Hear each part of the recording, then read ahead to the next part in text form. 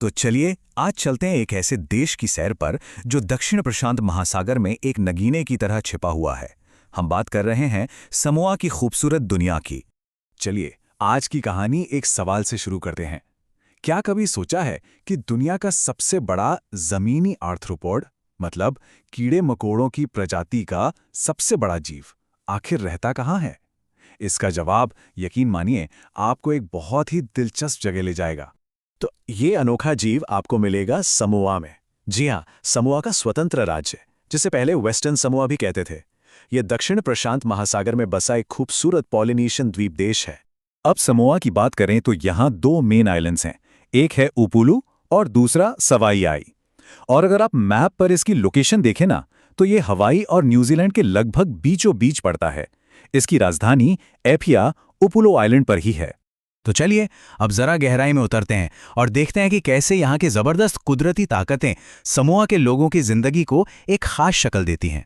देखिए, समोआ की लोकेशन ही कमाल की चीज है। यही इसकी सबसे बड़ी खूबी है और सबसे बड़ी चुनौती भी। ऐसा इसलिए क्योंकि ये पैसिफिक रिंग ऑफ फायर पर बसा है, जो कि भूकंप के लिहाज से बहुत एक्टिव इलाका है। इसका मतलब यहाँ भूकंप, सुनामी और ज्वालामुखी फटने का खतरा हमेशा बना रहता है। और इसकी जमीन पर ना ज्वालामुखी की छाप एकदम साफ नजर आती है। असल में ये द्वीप बने ही ज्वालामुखी से हैं। इसीलिए तो यहाँ आपको हर तरफ ज्वालामुखीय शंकु, बड़े बड़े क्रेटर्स, लावा से बने मैदान और वो काले रेत वाले शानदार बीचेस देखने को मिलेंगे। और हाँ, यहाँ की सबसे ऊंची चोटी है माउंट सिलिसिली। यहाँ का मौसम भी बड़ा मजेदार है। मतलब समोआ में मोटे तौर पर दो ही सीजन होते हैं। एक तो नवंबर से अप्रैल तक, जब खूब बारिश होती है, इसे वेट सीजन कहते हैं, और दूसरा मई से अक्टूबर तक, जो सूखा मौसम होता है। और सबसे बढ़िया बात, टेम्परेचर पूरे साल 24 से 30 डिग्री सेल्सियस के बीच ही घूमता रहता है। और जाहिर है इस अनोखे माहौल का असर यहाँ की संस्कृति पर भी पड़ा है, उसे एक खास शक्ल दी है। तो चलिए अब बात करते हैं यहाँ के लोगों की और उनकी जिंदगी के तरीके की, जिसे फा आ समोआ कहते हैं। ये एक ऐसी जीवन शैली है जिसकी नींव परिवार, समुदाय और एक दूसरे के सम्मान पर टिकी है। अगर यहाँ की आबादी की बात करें तो करीब 2.25 लाख लोग यहाँ रहते हैं, और इनमें से सोचिए लगभग 92% लोग समोअन यानी पॉलिनेशियन मूल के हैं। तो आप समझ सकते हैं कि इनकी पॉलिनेशियन पहचान कितनी गहरी और मजबूत है। भाषा और आस्था, ये दो चीजें समोअन समाज की बिल्कुल बुनियाद हैं। यहाँ के लोग अपनी मूल भाषा समोअन बोलते हैं और साथ ही इंग्लिश भी ऑफिशियल लैंग्वेज है। धर्म की बात करें तो क्रिश्चियनिटी यहाँ का मुख्य धर्म है, पर मजे की बात यह है कि लोग अपनी पारंपरिक मान्यताओं जैसे पूर्वजों की पूजा को भी साथ लेकर चलते हैं।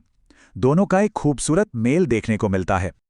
और किसी भी संस्कृति को समझने का सबसे अच्छा तरीका क्या होता है? उनका खाना। तो चलिए यहाँ के एक फेमस पारंपरिक डिश पलूसामी के बारे में जानते हैं। इसे बनाने का तरीका भी बड़ा दिलचस्प है।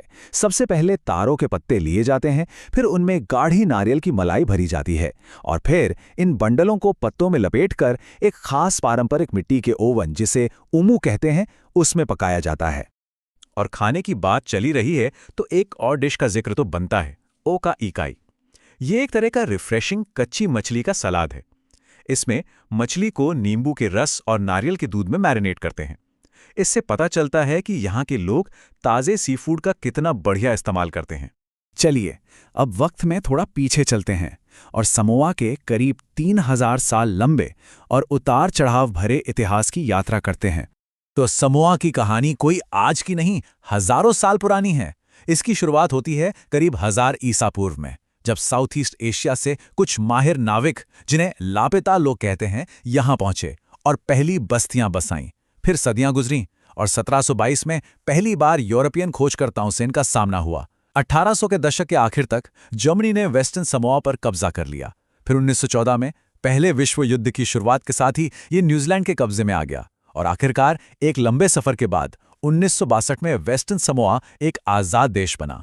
और यही इतिहास हमें ले आता है आज के मॉडर्न समोआ तक, एक ऐसा देश जो अपने आप पर गर्व भी करता है और जिसके सामने कई चुनौतियां भी खड़ी हैं।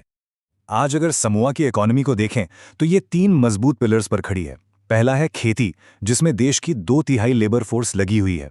दूसरा है टूरिज्म, जो यहाँ की कुदरती खूबसूरती की वजह से एक बहुत बड़ा उद्योग है। और तीसरा, और ये बहुत अहम है, वो पैसा है जो विदेश में काम करने वाले समोअन लोग अपने घर भेजते हैं। ये देश की जीडीपी का 20% से भी ज़्यादा हिस्सा है और इसी से यहाँ के कई परिवारों का गुजारा होता है। लेकिन देखिए, समोआ की असली पहचान सिर्फ उसकी इकोनॉमी से नहीं है, बल्कि उसके जुनून से है। और वो जुनून है रग्बी यूनियन। जी हाँ, 1920 के दशक में ये खेल यहाँ आया और आज तो ये लोगों की रग रग में बसता है। ये सिर्फ एक खेल नहीं, नेशनल पैशन है। और समोआ के खिलाड़ी वर्ल्ड स्टेज पर बड़ी बड़ी टीमों को कड़ी टक्कर देते हैं। लेकिन हाँ, इस खूबसूरत द्वीप के आसमान पर कुछ चिंता के बादल भी हैं। कई बड़ी चुनौतियां हैं जिनका इसे सामना करना पड़ रहा है। जैसे दुनिया के बाकी हिस्सों से इसकी भौगोलिक दूरी, जिससे व्यापार मुश्किल होता है। फिर फॉर्मल नौकरियों के मौके भी कम हैं। और सबसे बड़ी चिंता है क्लाइमेट चेंज का बढ़ता खतरा, जो इसके वजूद के लिए ही एक सवाल बन सकता है। तो आखिर में ये हमें एक बहुत बड़े सवाल पर लाकर छोड़ देता है कि एक छोटा सा द्वीप देश इस ग्लोबलाइज्ड दुनिया की बड़ी बड़ी ताकतों के बीच अपनी अनोखी पहचान और विरासत को आखिर कैसे बचाए रखता है। ये एक ऐसा सवाल है जो सिर्फ समोआ के लिए ही नहीं, बल्कि उसके आज और आने वाले कल के लिए सबसे ज्यादा मायने रखता है।